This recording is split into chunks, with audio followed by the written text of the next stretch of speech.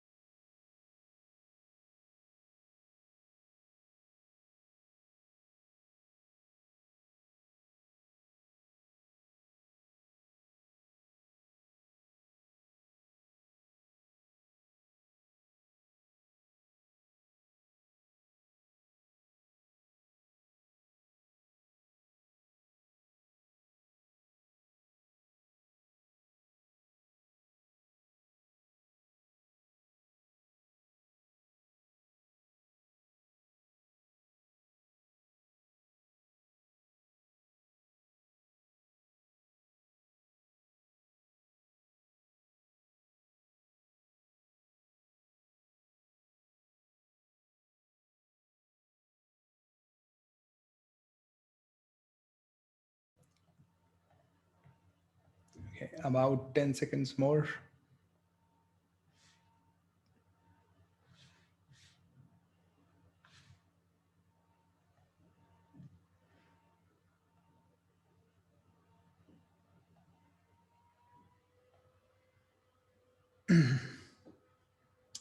Okay, ending the poll.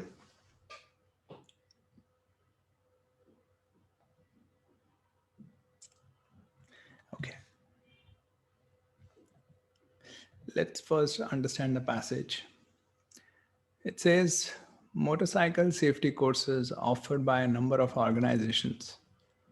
These courses teach motorcyclists important techniques for handling and for safely sharing the road with other road users. So it's just saying MS courses, they teach some safety techniques, essentially for driving safely on road.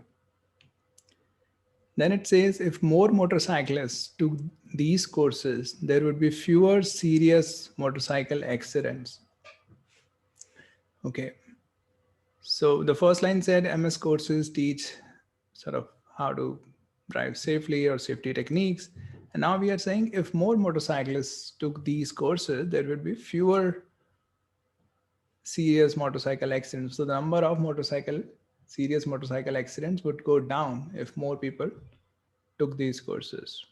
And then it says data show that 92% of the motorcyclists who are involved in a serious automobile accident, we are talking about motorcyclists involved in serious motorcycle accidents, 92% have never taken a motorcycle safety course. So 92% of them have never taken a MS course, that is motorcycle safety course. As we can understand, the third statement is supporting second statement, and even first statement is also supporting the second statement. So second statement is the conclusion, and both first and third are supporting it. Now let's try to understand how does this data that 92% of the cyclists involved in serious automobile accident, how does the data support the second statement, which is the more motorcyclists took this course, so there would be fewer motorcycle accidents. What we are given is, we are given data about motorcyclists involved in serious accidents, right? And we are told that 92% of them are non-course takers, people who have never taken this course. So basically, the remaining 8% are people who have taken this course, right? So we are using this data to say that if more motorcyclists took these courses, there would be fewer serious motorcycle accidents. So we are thinking that course takers are safer than non-course takers, right? And how are we saying? Probably we are comparing these numbers that course takers are involved in much fewer accidents, right, than non-course takers. Is there a problem with this data? Any flaw that you can spot? To understand the flaw, let's take an analogy. Probably with this analogy, you'll be able to better understand the problem with that argument. Take 30 seconds to go through this. Very similar, just the context is different.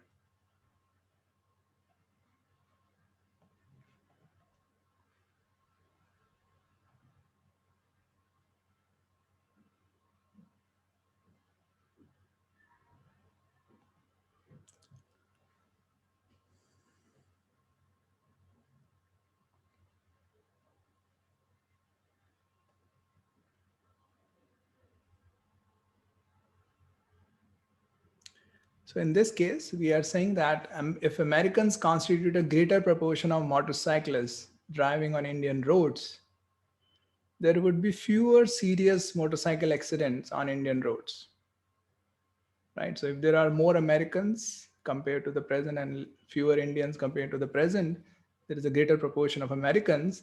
We are saying there would be fewer serious motorcycle accidents on Indian roads. And why are we saying that? Because we see that only 1% of the motorcyclists who are involved in a serious motorcycle accident are Americans, right? So we are seeing that if you look at the data of motorcyclists involved in serious accidents on Indian road, then only 1% are Americans. Remaining 99%, let's say if there are only Americans and Indians, the remaining 99% are Indians.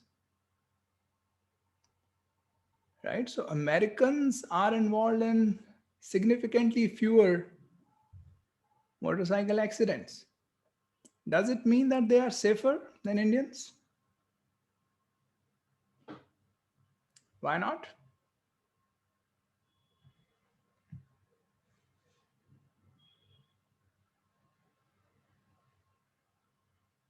If somebody tells you that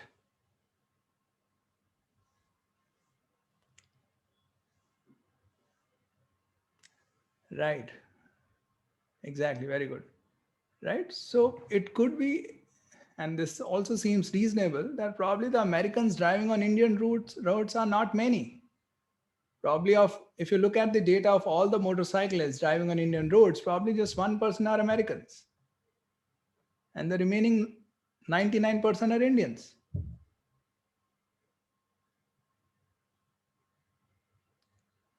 Right? So if Americans constitute just 1% of the overall motorcyclists driving on Indian roads, and if they also account for 1% of serious motorcycle accidents, are they really any safer than Indians?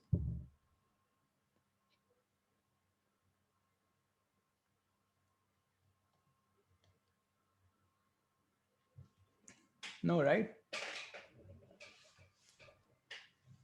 In this case, we can't say that they are safer. We can't say that they are safer because they account for 1% of the motorcyclists driving on Indian roads, and they also account for 1% of the accidents. So it's a very proportionate thing. 1% Americans, 1%, they account for 1% of the motorcycle, and they account for 1% of the accidents also.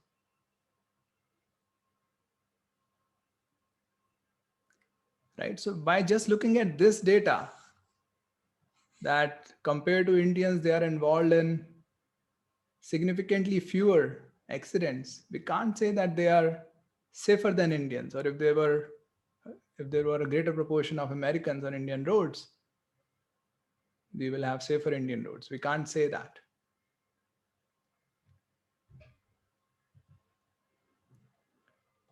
On the other hand, let's take this scenario.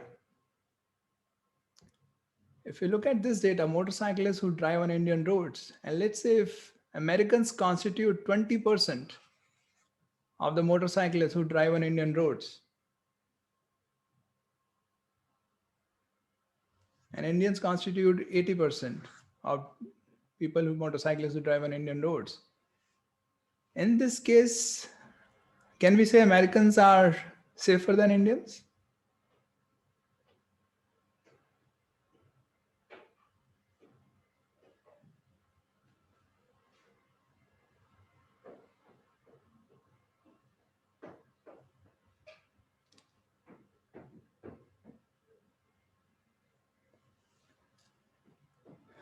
Right? So in this case, we still have a point to argue that they are much safer than Indians, because even though they account for 20% of the motorcyclists driving on Indian roads, they account for just 1% of the serious motorcycle accidents.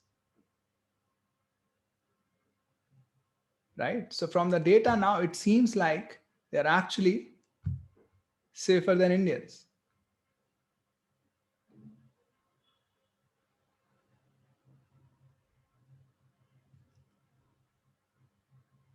On the other hand, if we go the other way around, let's say Americans constitute just 0.5% of motorcyclists who drive on Indian roads. Now, in this case, who is a safe driver, American or Indian?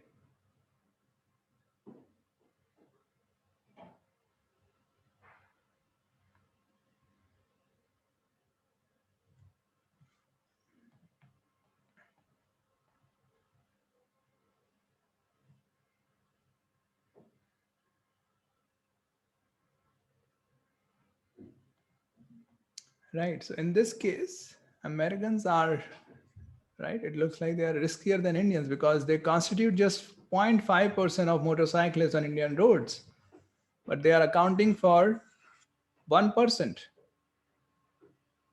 of the serious motorcycle accidents. Right? So what matters is essentially this proportion. Right? We can't just look at this data and say that Americans are safer than Indians.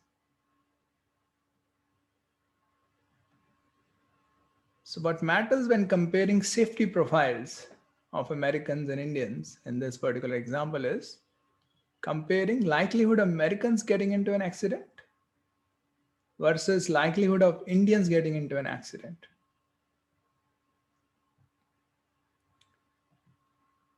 And how do we get to the likelihood? By looking at the proportion of Americans driving on Indian roads who get into accidents. And then similarly, proportion of Indians driving on Indian roads getting into accidents. Essentially, we are looking at a comparison of this proportion with this proportion.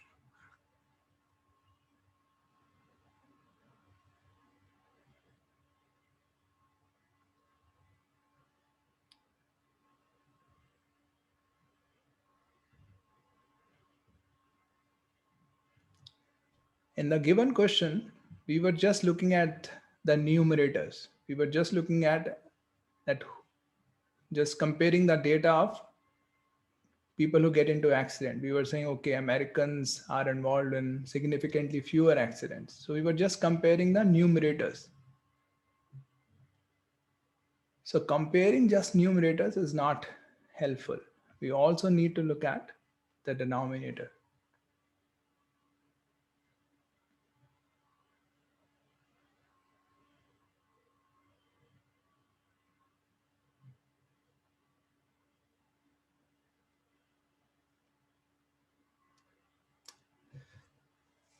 Questions, confusion so far?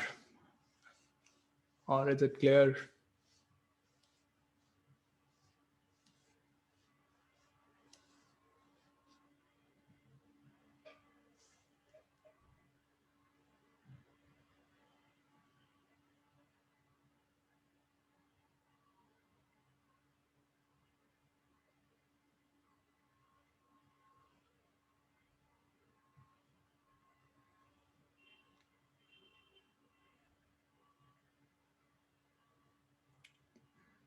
What about others? Making sense?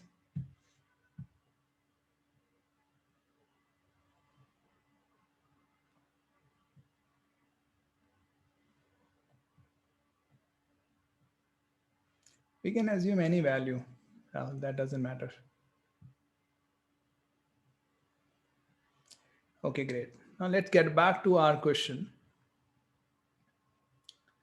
So in this question, we looked at this data that we are looking at motorcyclists involved in serious accidents.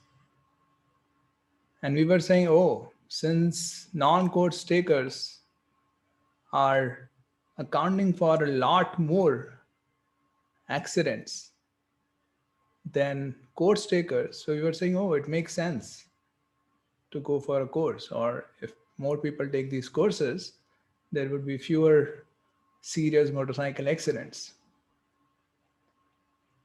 Now, what data do we need to look at to really evaluate this claim?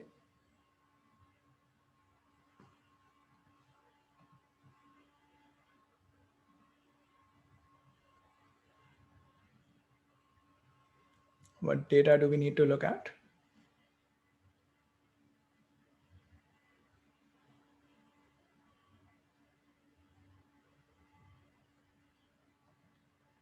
Right, we are looking at data of motorcyclists involved in serious accidents, right? So we need to look at about the overall motorcyclists, as MJ is saying, the denominators.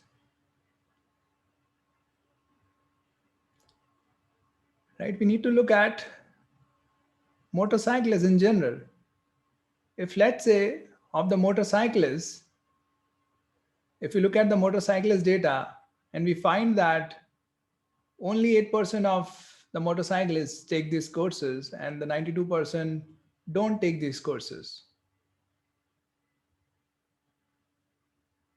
Now, what can we say about the safety profiles? Is taking courses helpful?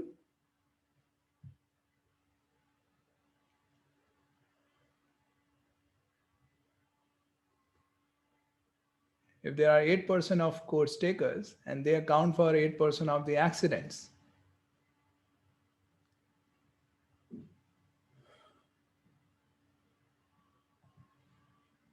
right? In this case, it seems that course takers are as safe as non-course takers. because course takers constitute 8% of motorcyclists and they also constitute 8% of accidents.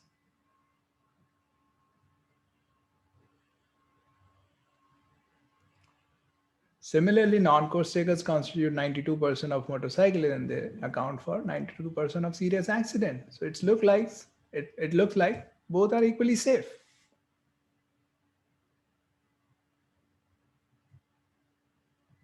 On the other hand, if course takers account for a much larger percentage of motorcyclists,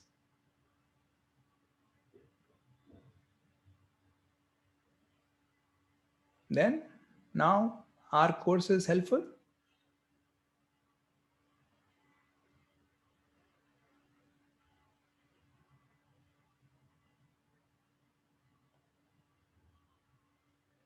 Right. So in this case, courses seem to be helpful because course takers constitute 20% of the motorcyclists, but they are accounting for just 8% of serious accidents.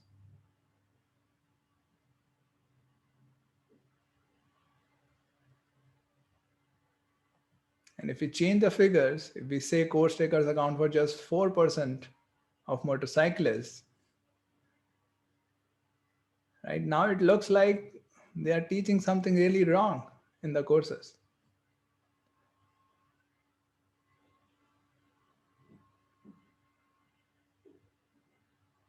Right? In this case, it seems that course takers are actually riskier because they account for just 4% of motorcyclists, but they are accounting for 8% of serious accidents.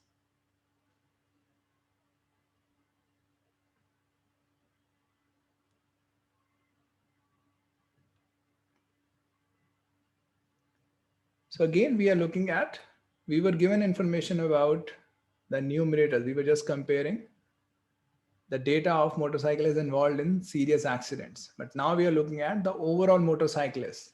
What proportion of the overall motorcyclists are course takers?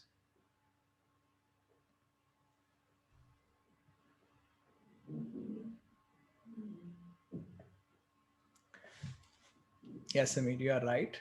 That's a different gap. But as far as the data is concerned, we need to look at this picture even to have data to support our conclusion. So now let's look at option A. Option A asks whether significantly more than 8% of motorcyclists have taken a motorcycle safety course. Okay, so let's say if yes. So let's say if 20% of them have taken a motorcycle safety course. So 20% are course takers of all the motorcyclists. From the passage, we know that course takers account for 8% of the accidents.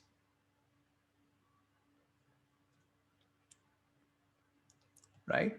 So 20% accounting for 8% accidents, it strengthens our conclusion that yes, it makes sense to go for these courses. If more people took these courses, there would be fewer serious motorcycle accidents because we have data that 20% are accounting for just 8% accidents. On the other hand, if the answer is no, let's say only 8% of motorcyclists have taken a motorcycle safety course, and we already know that of the accidents, 8% are of course takers. So 8% course takers, sort of motorcyclists accounting for 8% accidents. In this case, it does not seem that taking a course is helpful. So it weakens the conclusion by suggesting that probably taking this course is not really helpful.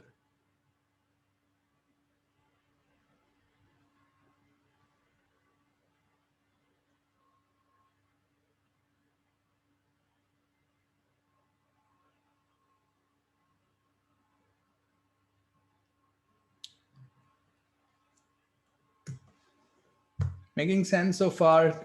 Questions, doubts so far?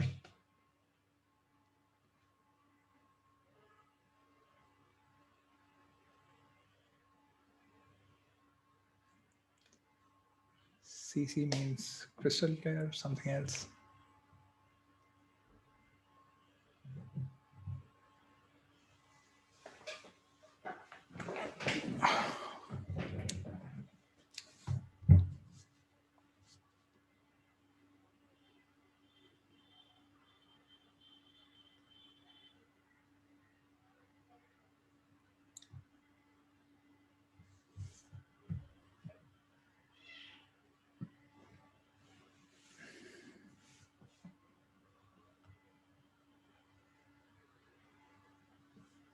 Yeah. Yes, Amjay, of course.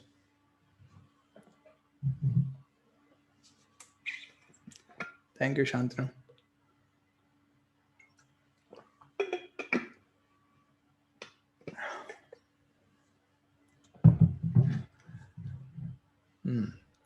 Samir, you are learning from the chat window more than from the slides.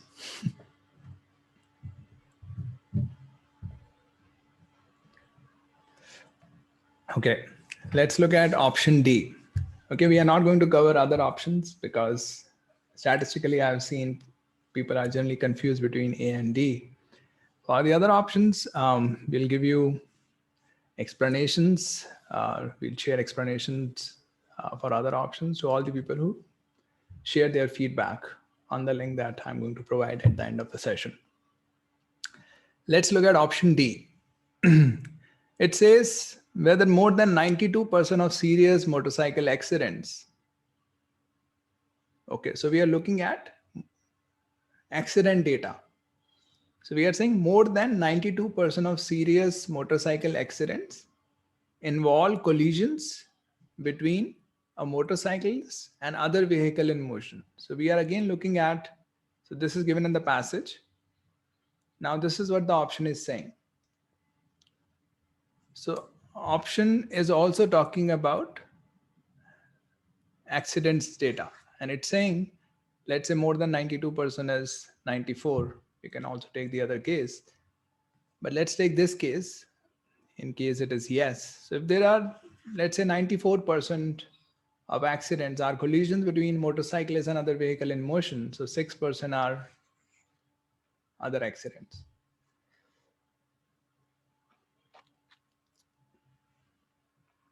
So what is the impact? Isn't this common to both course takers and non-course takers, this data? That 92% or more than 92% are between a motorcyclist and a vehicle in motion?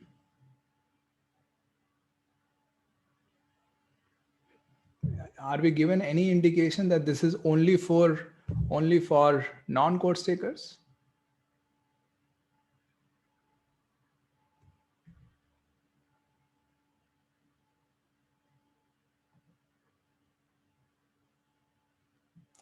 Right? This option essentially, it applies to both course takers and non-course takers.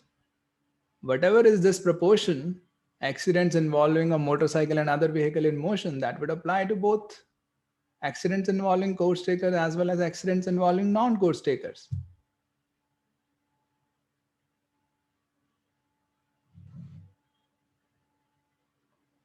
Right? It's not just saying that only the accidents involving non-course takers involve another vehicle in motion. That's what people end up thinking. Oh, these 92% are involving another vehicle in motion. So the other vehicle is the culprit.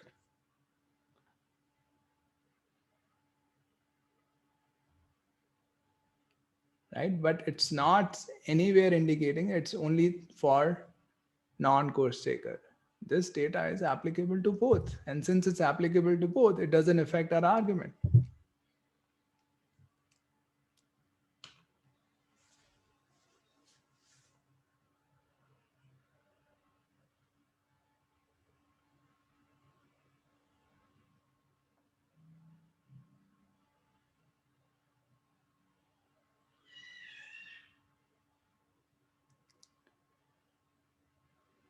Okay, any questions, doubts, confusions, parshaniya?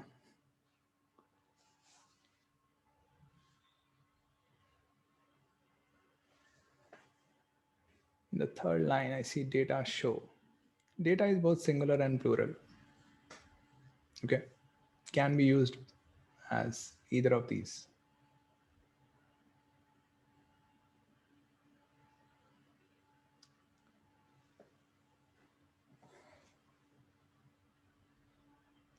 No, data is also used as a singular also. Datum is outdated now. You remain open, MJ. Okay. You don't take a call on that. We're getting into SC.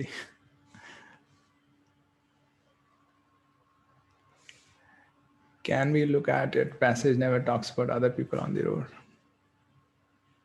No. That's not a good reason, Shantanu.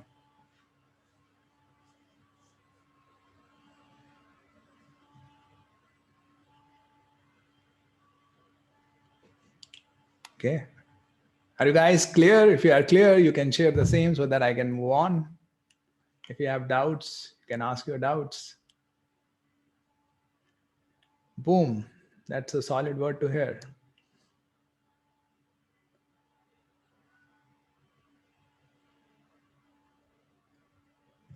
Cool. Let's move on to our next question.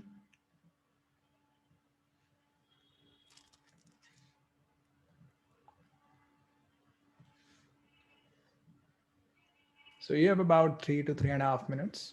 Take your time.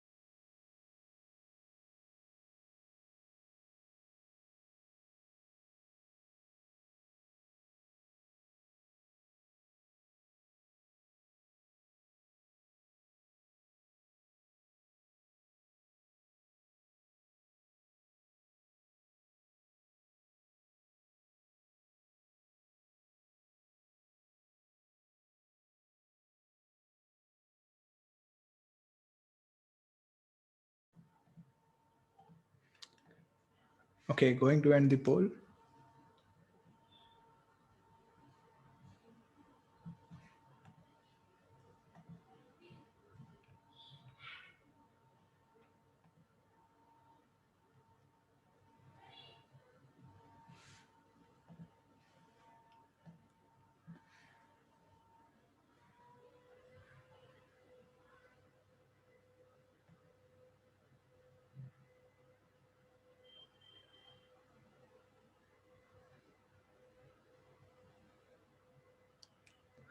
Okay.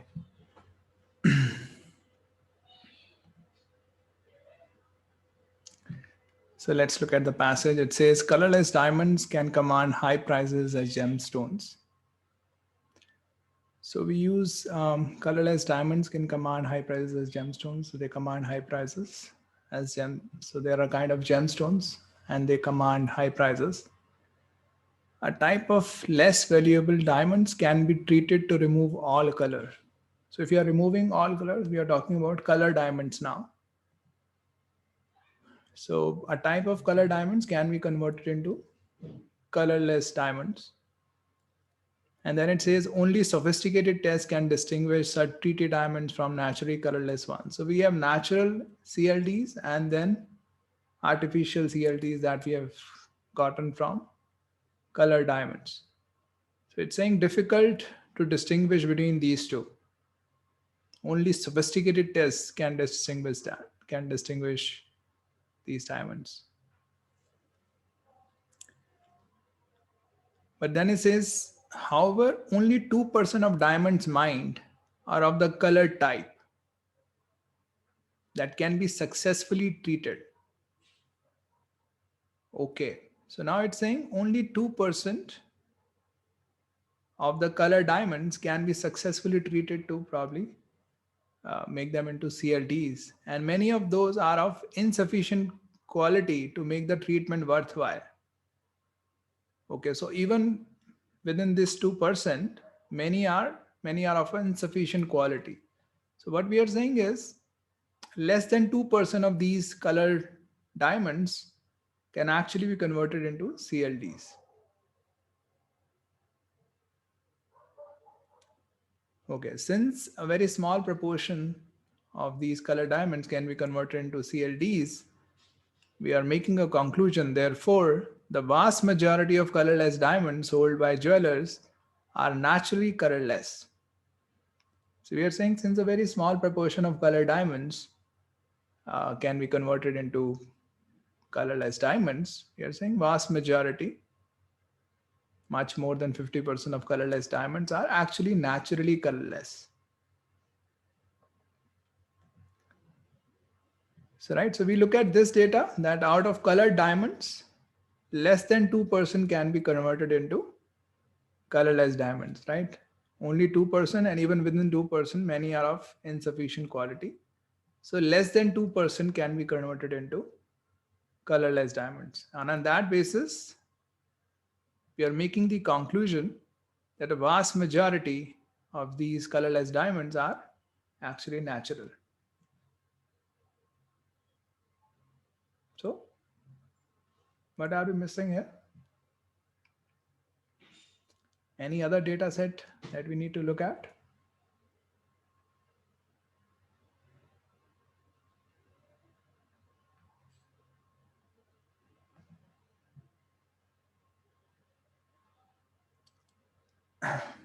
Right, the question we need to ask is this less than 2% leading to a significant number compared to the number of natural colorless diamonds? Right? It could be that less than 2% of these colored diamonds is also a substantial number compared to the number of natural colorless diamonds.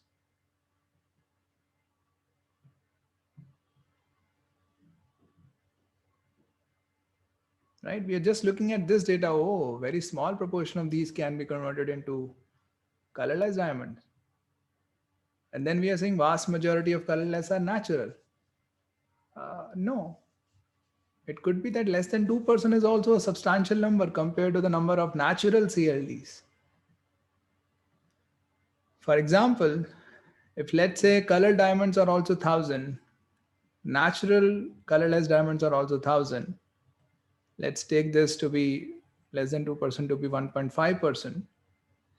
So 1.5% of 1000 will be 15. So we are saying 15 color diamonds can be converted into colorless diamonds. So we have 15 man-made diamonds, man-made CLDs, and 1000 natural CLDs. So if you look at the proportion of natural CLDs, it will be 1000 by 1000 plus 15, which is a very high proportion of natural CLDs in this case, right? Almost all, right? Almost all are natural CLDs in this particular case. On the other hand, if natural CLDs are just 10,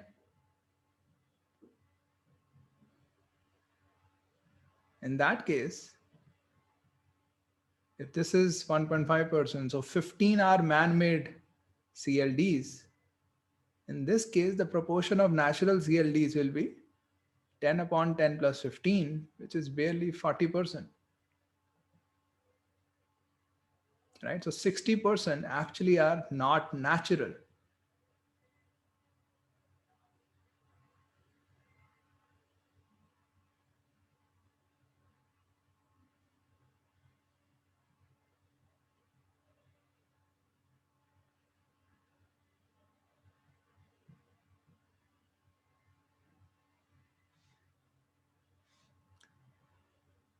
So if you look at option B, it says information about the rarity of treated diamonds is not combined.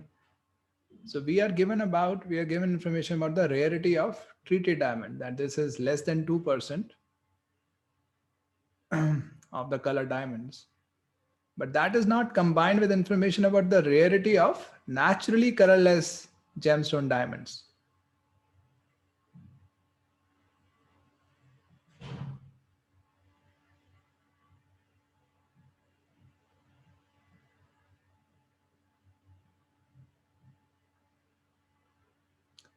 Right? So if natural colorless diamonds are 10, then actually our argument doesn't really hold.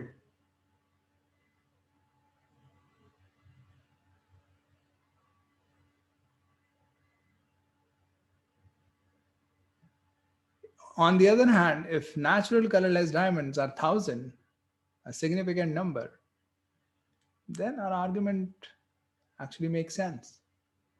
So we haven't really talked about how rare the natural CLDs are. If they are actually very, very rare, if they are just 10, then the argument does not make sense. If they are not very rare, the argument does make sense.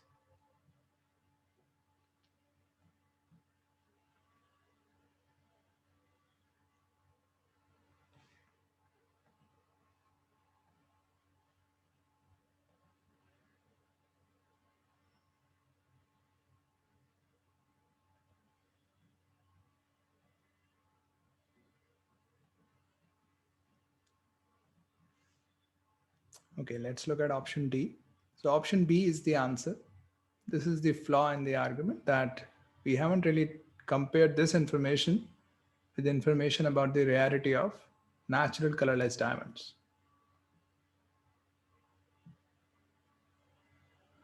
Option D is wrong because it says currently available method is treated as though it were the only possible method for doing so.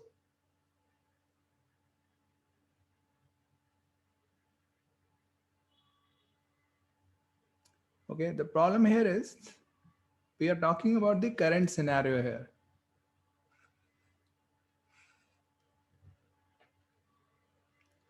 Vast majority are currently naturally colorless. Not that they are always going to be naturally colorless. So the conclusion is about the present scenario. What is the present scenario? Whether the vast majority of the current diamonds are naturally colorless or not. So we don't really it doesn't really matter whether there are other methods or not. Other methods may be possible. In that case, probably in future, something else may happen. But right now, the conclusion is about the present scenario.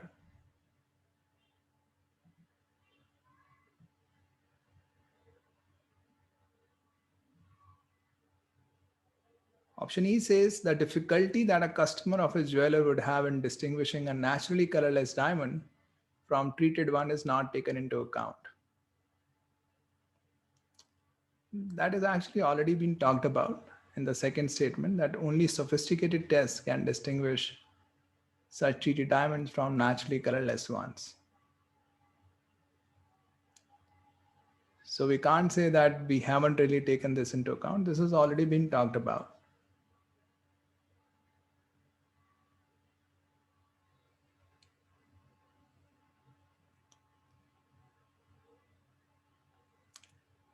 Okay, so I have taken these two options, D and E incorrect options, because these are the more popular incorrect options on GMAT Club. For the analysis of the other two options, I'll be again sharing them with you later. Okay, any confusions, doubts so far? Samir, you are right. So it should be 2% of diamonds overall, but the analysis overall would remain almost similar. That yes, we don't know about the rarity of the colorless diamonds.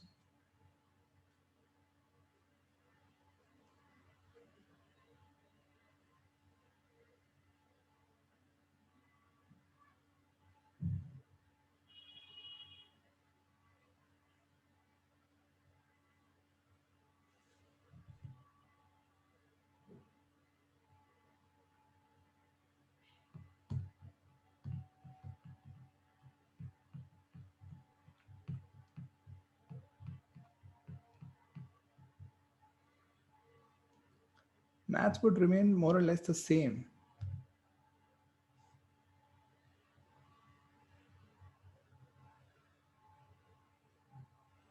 No, 2% are color type that can be successfully treated. Okay, it's not saying 2% are of the color type.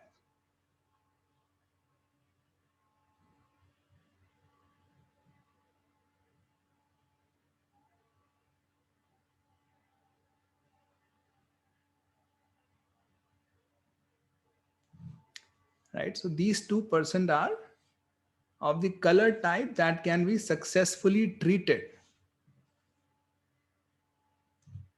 So the remaining could be color diamonds that cannot be successfully treated, or they could be colorless diamonds. So it's not that 98% are definitely colorless. Right, so that question is still open. How many are colorless actually?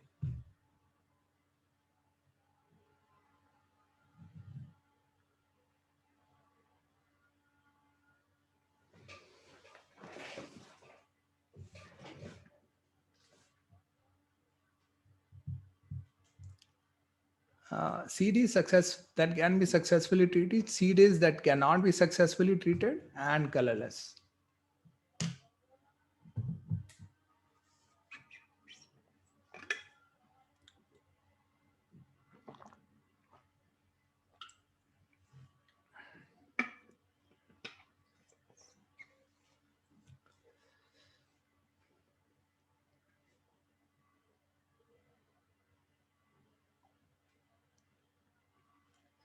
Yeah, so there was there was some mess up there.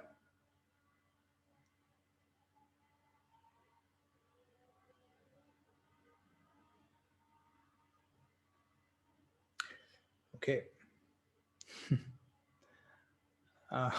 Don't really know that, Samir. It's a 55% difficulty. So I'm not sure what that corresponds to. Probably 650 to 700 level question.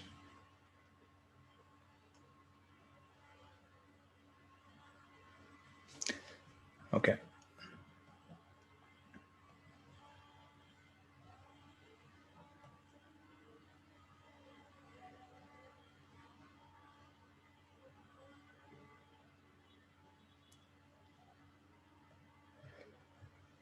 So 98% is not unsuccessfully treated. 98% could be that cannot be successfully treated, or it could be colorless diamonds also.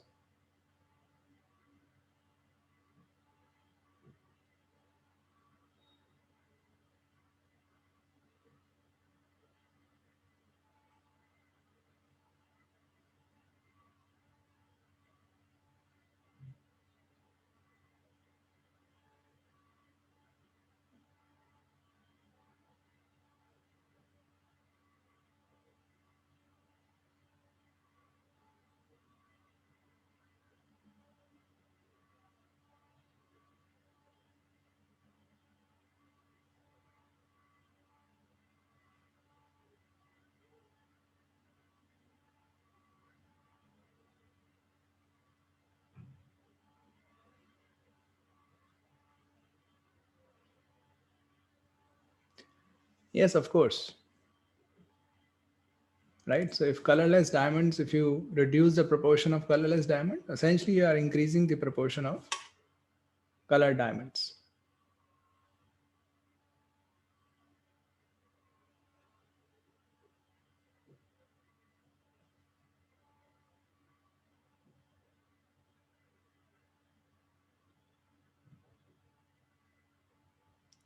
But as far as this context is concerned, we are already given that 2% are of the color type that can be successfully treated.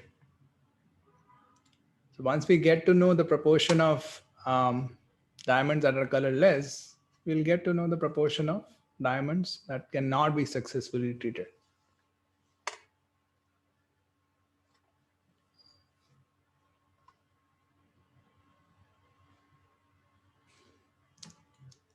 Because of all the diamonds,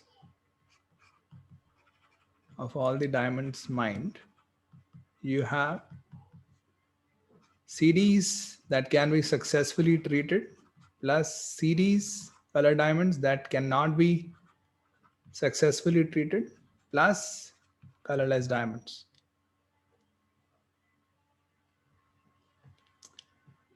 We are given that this is less than 2%.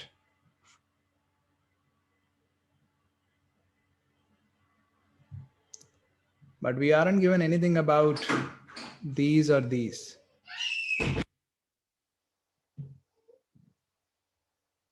Right? So this could be a very small proportion or it could be a significant proportion.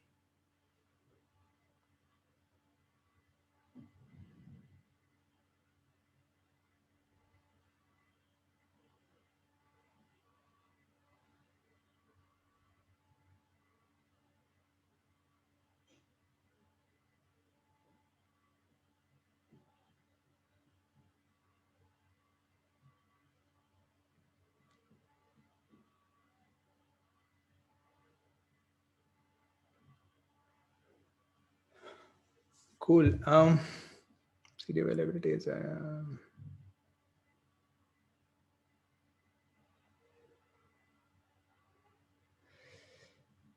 cool. Anything else?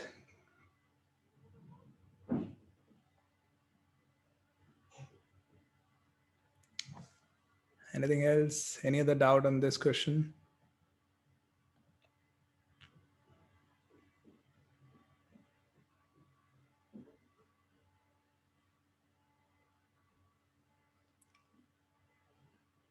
Colorless diamonds are greater than NST.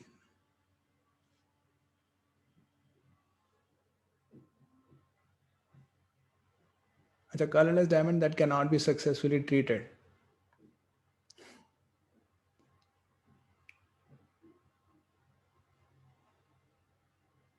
That's what you're saying? Colorless diamond that cannot be successfully treated. Yeah, so that is given. But we don't know about colorful color. No. But we are given out that can be successfully treated, not NST. We are given about ST.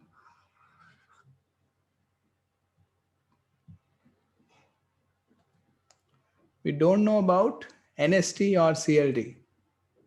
Right. So this will be This is 98%, this is 2%. And out of these two also, many are not of sufficient quality. Cool. I think no more questions coming. Let's go to our last question.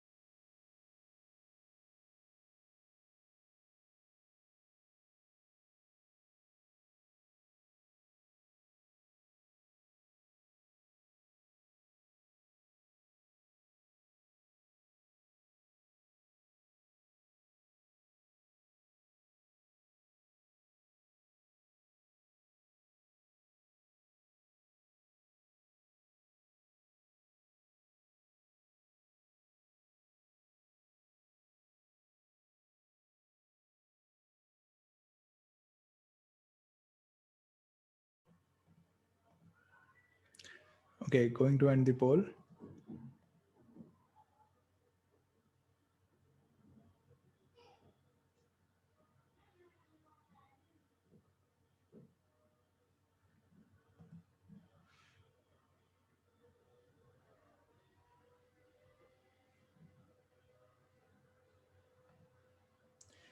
Okay. So let's look at the passage first. It says the violent crime rate, number of violent crimes per thousand residents. So essentially, violent crime rate is number of violent crimes by total population in 2000, because we're talking about per thousand residents. So you multiply that into 1,000. And this region is 60% higher now than it was 4 years ago. So in this M region, it's 60% higher than it was 4 years ago. The corresponding increase for P is only 10%. So for P, it's only 10% higher. Okay. These figures support the conclusion that the residents of M are more likely to become victims of violent crime than are residents of P. So since we are looking at a much higher growth in violent crime rate in M, we are making a conclusion that residents or M, residents of M are more likely to become victims of violent crime than residents of P.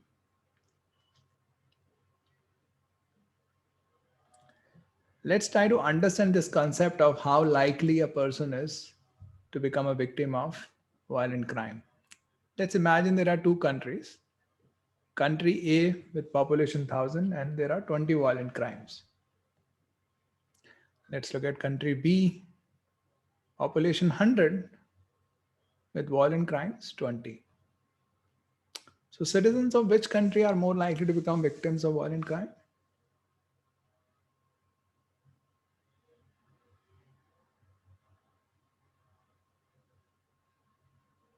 Right? So how are we getting at, let's try to understand this. How are we getting at B? Answer is B. And the reason we are looking, we are very, all of you are saying B is essentially we are looking at a proportion, right?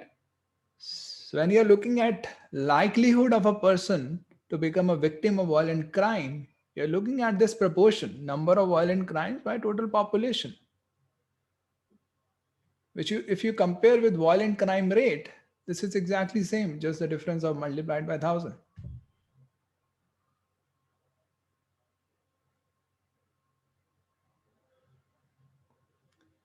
Right? So we can see that likelihood is essentially more or less just the 1000 difference, exactly the same as violent crime rate. So if you look at, let's say violent crime rate is given, let's try to understand whether population has any relevance on the likelihood if violent crime rate is given.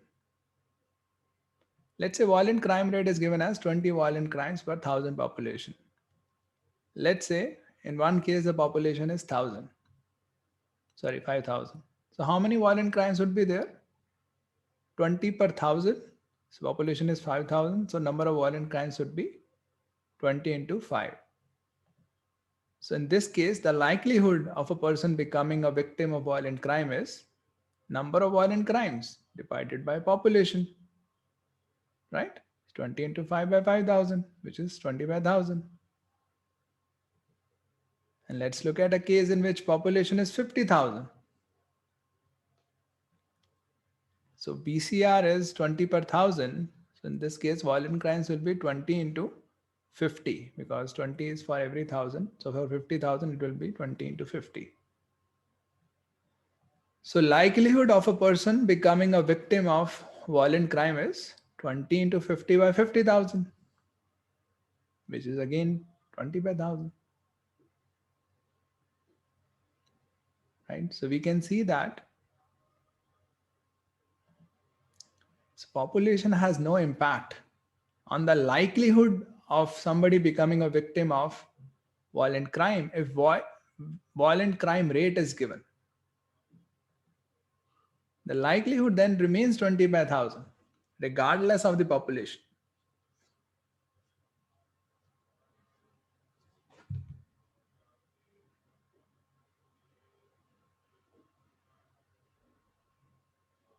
Right? And we have already discussed on the last slide, and all of you very confidently marked B. We were looking at a proportion to calculate the likelihood. We were looking at a proportion, number of violent crimes by population.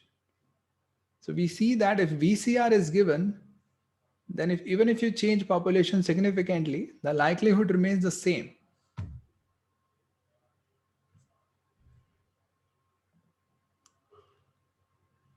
So since in this case we are comparing, we are already talking about VCR, that VCR of M and VCR of P, right? So does it help us in any way to talk about their population?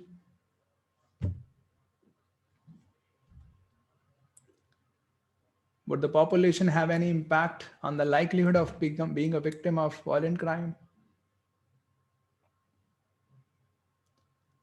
So population growth or population density, both are essentially about population. But population will not have an impact here on this argument because we are already talking about violent crime rate.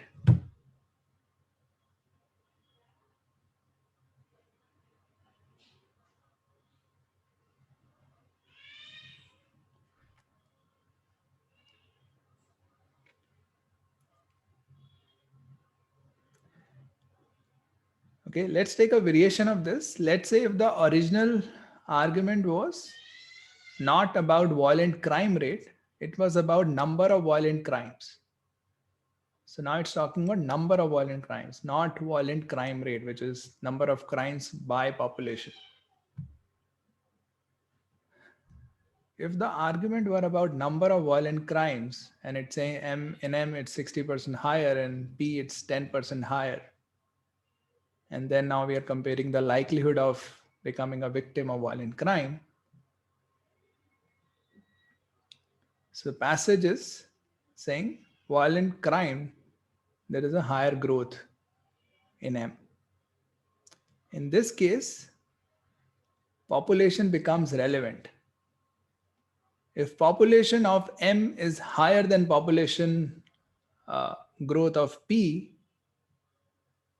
right? In that case, likelihood of M, basically likelihood of a person in M to become a victim of violent crime may not be greater. Because even though, according to the passage, the denominator is going higher, the numerator is also going higher in our case. In such a case, we'll have a doubt on the conclusion that are they more likely or are they same as others? On the other hand, if population growth of M is actually lower than population growth of P, then it will strengthen the argument, because here in this case, VCM is growing more, but PM is growing less. Right? So denominator is moving up more and denominator is going up less. So this will strengthen the argument.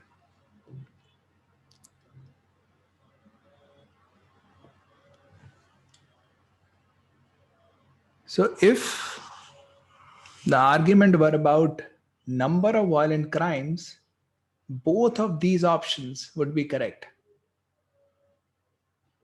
Okay, so what that also means is you will not be given these two options, then you will be given just one of these two options. Okay, both of these options would become correct if the argument were about number of violent crimes.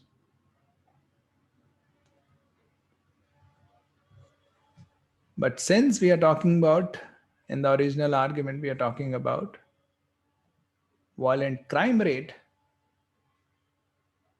the population growth or population is irrelevant.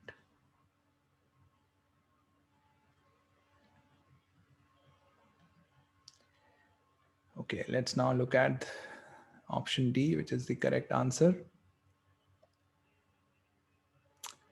So it fails to take into account the violent crime rates in MNP 4 years ago. So we are just looking at the growth in violent crime rate. It's 60% higher in M and 10% higher in P. But it is also possible that the original violent crime rate of M was significantly higher. Right? We are just looking at the growth rates over 4 years. And now we are saying they are currently more likely. No, we don't really know what was the scenario 4 years ago. It could be that 4 years ago, violent crime rate at M was 20. So now it has gone up by 60%. So it becomes 32. On the other hand, at P, violent crime rate 4 years ago could be 40. And even if it goes by just 10%, it becomes 44, which is still more than 32.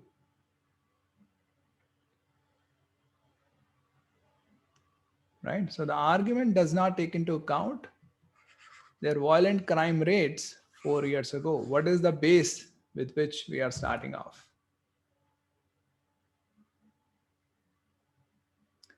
So option D is the answer.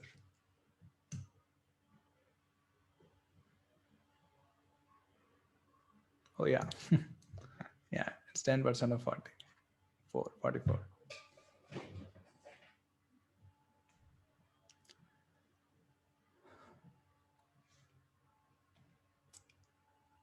Cool. Any questions, doubts, confusions in this?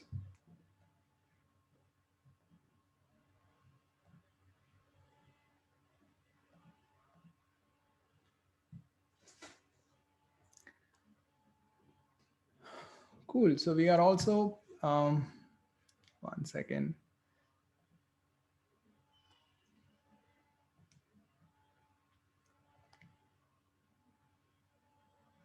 Yeah, sure.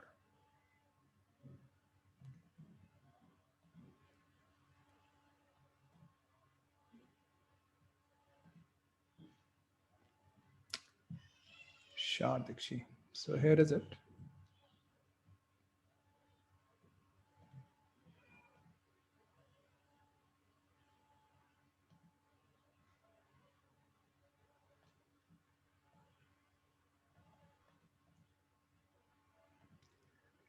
So we are also at the end of this session.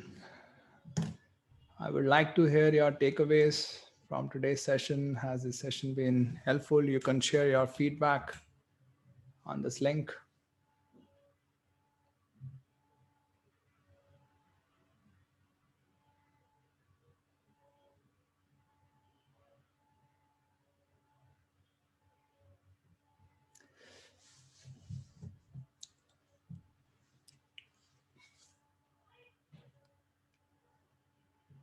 Yes, Rayan. So you'll have access to this recording.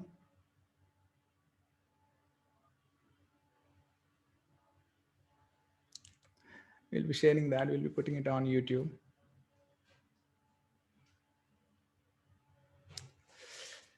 Okay, so cool. So we are also at the end of this session. Wanted to tell you that we are launching the next batches of GMAT Intensive.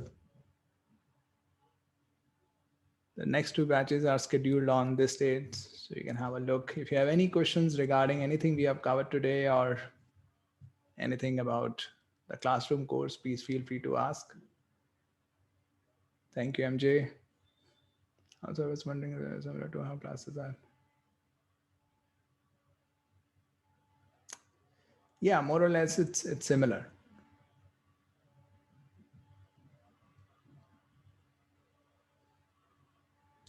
There might be slight variation depending on the content, but that's what you can expect.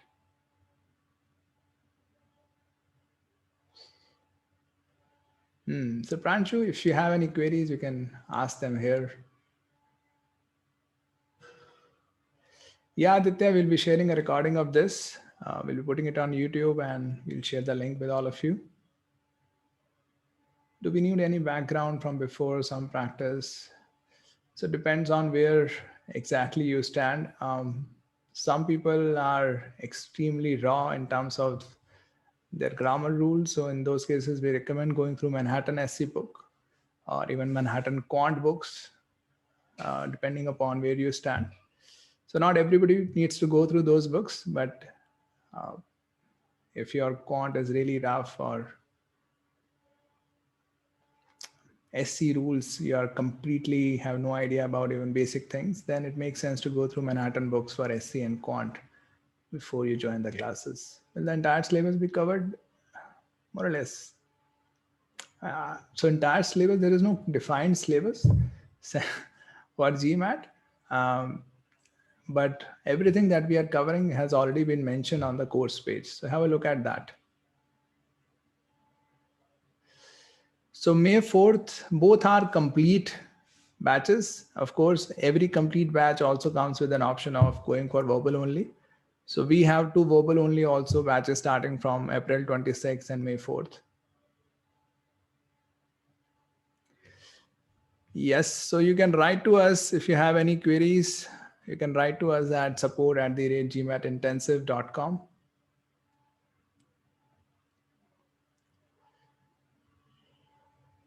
So Tejas, if you have time, since our SC starts after a couple of weeks from the course start date, so you'll have time for a couple of weeks to go through SC Manhattan SC book, and our quant starts after verbal, so you'll have time probably to go through Manhattan quant books also.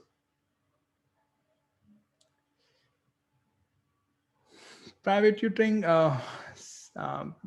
is right now I don't have availability. A niche for a niche private tutoring, you can write to this email asking for whether a niche is available for private tutoring. I'm completely booked till 31st of May. Yes, Ikshit, we have recorded course also, so you can write to this email to access to join that recorded course. Great to know that, Rayan. Thank you so much. You too have a great time. Thank you, Samir. Do I need extra material for preparation? Again, depends on where you stand. And of course, you will need mocks for sure because we don't provide mocks.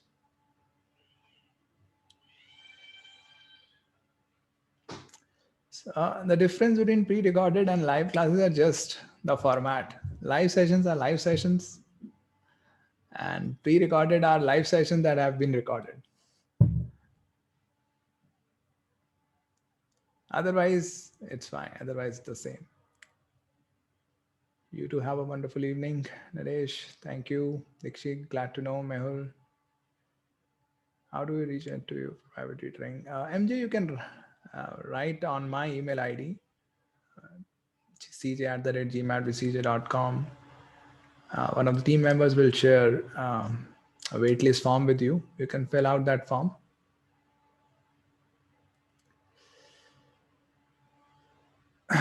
Okay, glad to know that, Manish. Also, guys, please share your feedback on the form.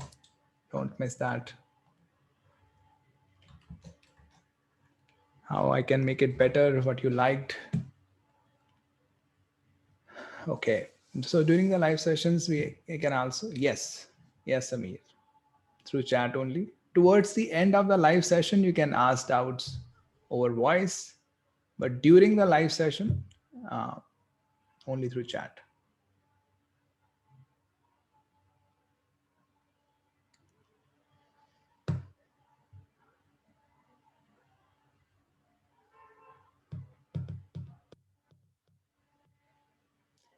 Have a good weekend, MJ. I'm not sure what's the name. Okay, cool. Any suggestion for mocks apart from official ones? First of all, you have to take every non-official mock with a pinch or a fist of salt. Okay, so you can look at Manhattan mocks, Veritas mocks, Expert Global mocks. These are decent mocks. Okay. Every non-official mock has its own flaws. So just need to be aware of that. Will you be accessible for doubts in pre-recorded? So we have office hours, actually, just as we have office hours for live sessions, we have office hours for recorded course also from time to time. So those are announced or those are already a part of your course. So you'll be told exactly when is your next office hour in which you can come and ask your doubts. Office hours are available to all. These are not one-to-one sessions. These are group sessions. So anybody from the batch or recorded course can come and ask doubts.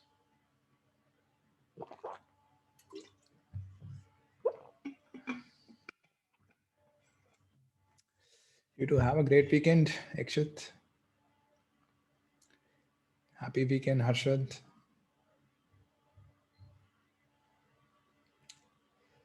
Great. Practice mock database will be provided. Practice database will be providing you sort of a compilation of official questions to practice. Will not be providing you mocks.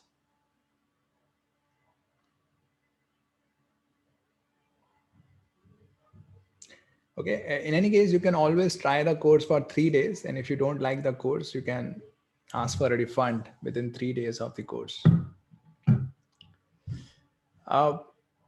So you can write on this email ID. Even if you're looking for private tutoring, you can write to this email ID.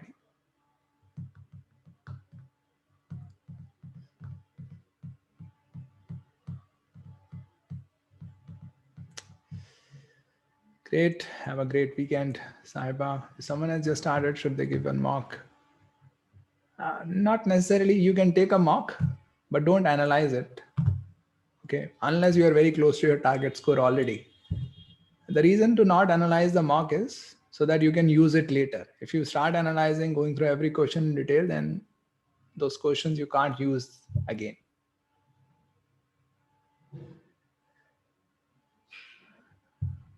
Cool. Have a great, healthy weekend, Pratul.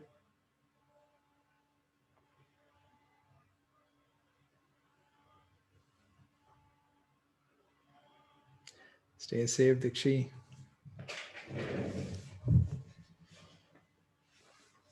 Cool. Anything else?